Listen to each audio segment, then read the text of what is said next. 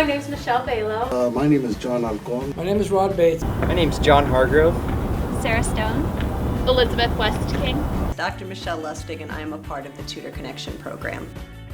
Tutor Connection is a program at California State San Marcos, and it involves future teachers teaching them about the child welfare system, foster care, and how kids get involved in foster care. And then a big part of the program is where they tutor a foster youth one-on-one tutoring in home for 20 hours throughout the semester. We really wanted to make sure that classroom teachers understood the challenges and the needs of students who are in foster care, kids who have been abused or neglected. And one way to do that would be to go and talk to them before they ever became classroom teachers. And then through learning about community service learning, we realized that we could have them go out and actually work with those kids, get to know them one-on-one, and perform a service, and that service would be the tutoring that they did. So it was really a marriage of two very different ideas that just blossomed into a program that worked really well. What I teach is diversity in education, and I've taken the rubric of foster children as part of my class. So I've integrated it into the class, and the result of that is that it doesn't keep me from teaching what I need to teach, but it enhances what I teach. So I think my teachers are better prepared than most of the students that go into teacher education. The kids that we're talking about in this class are the kids you're going to be teaching. We're not done talking about kids. We haven't seen all the variables yet. The kids you're going to be teaching need your help. We're one of two campuses, actually three now, in the United States that actually teach teachers to understand the needs of foster children in education. Before that, in San Diego County, there were, I believe at the time, were 6,500 foster kids, and no one to understand what their unique needs are in education. So as we began to teach our teachers, we started getting feedback from our teachers, those that had been our students, talking about how much they had learned, more importantly, how they were able to identify foster kids in their own classes before the classes ever started. So they knew almost as soon as class started that there was a foster kid in their classroom, and they knew that the kinds of things they needed to do to support that kid's education. My classes usually run between 30 and 35 students. This semester is unique in that I have 50 students. We have kids all over the county. There's 4,500 foster kids in San Diego County, and a lot of them need support, academic support. And we provide what we can with the 57 or 60 students I've got enrolled in my class this semester. All of the research around children and youth in foster care says that there are two indicators of good outcomes for them when they reach adulthood. And one is having academic attainment, leaving high school competent, able to read, do basic math, have the skills they need to be successful in life. So I became very interested in how public education could support them better. These are kids who move a lot, they have a lot of transitions, a lot of trauma, and they really need support in schools. So we really started looking at how you do that and creating insightful, empathetic teachers who understand is one of the best ways for them to teach any and serve any target population. You need to understand the students that you're working with. So we really felt that this was a way that we could get to teachers before they were jaded or too busy with the challenges of working in the public school setting, and really have them understand our kids. 9, 18, 27, 36, 45, 54, 63, 72, 81, counting nines is fun!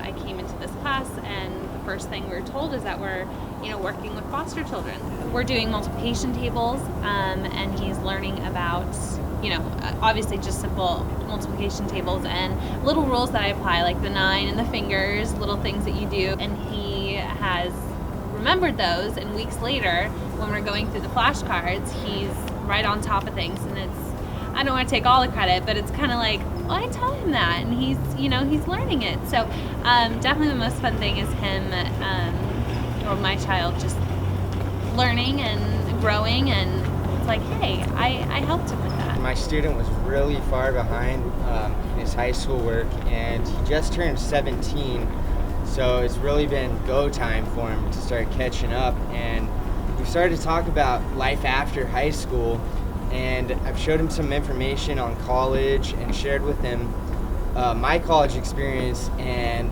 it's really motivated him to want to go to college after he finishes high school, which is amazing. Before, he didn't have a drive really to do anything after high school, so now he has a desire to better his life and to do something positive, which is really amazing, and it's really, touched me in a special way. When I first was looking for a class, I actually started looking at specifically taking the class with Halcone because of the Tutor Connection. I wanted to be able to go and tutor a foster child. I had heard such great things about it. Other universities should adopt this program just for the hands-on experience that you can receive through tutoring a foster child. You can actually have experience before going into the classroom about how to handle it. Tutor Connections puts a child in contact with someone who's trained to teach, to help children that need academic support. And Tutor Connection was a self-esteem builder. It was a way, and it was a lot of one-on-one time with a caring adult that was able to, in most cases, bring their grade level up. When a child improves their academic performance, this is something that they can control. And in times of stress, when they're at home, sometimes they feel like they don't have control over anything. And it becomes more of a problem if they go to school. They can't control their home life, they can't control where they live. They can control whether or not they can achieve academic success with support.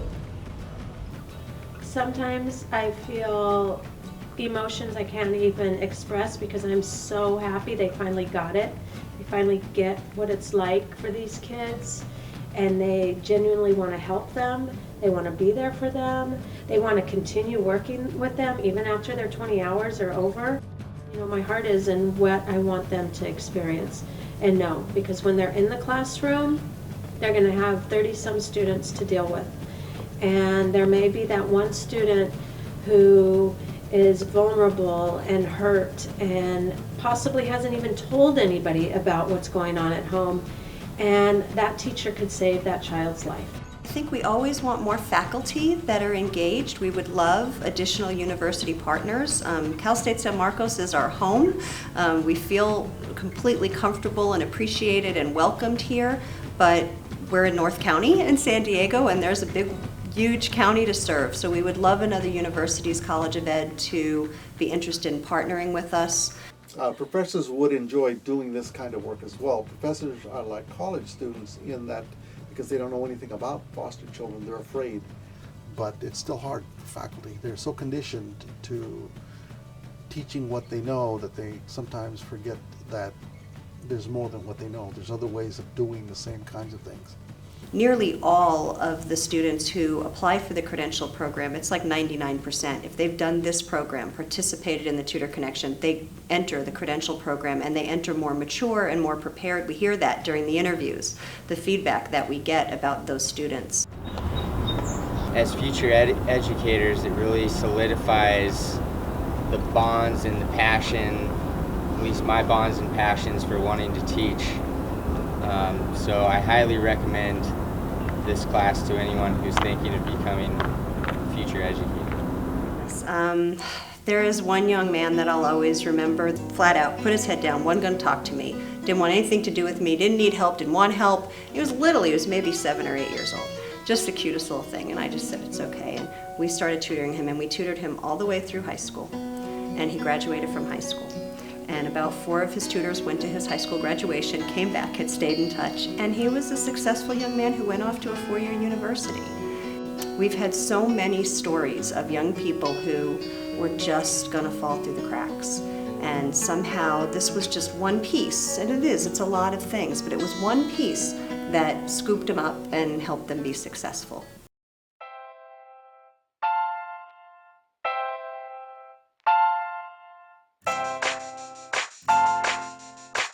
Please be a part of the Tutor Connection Program.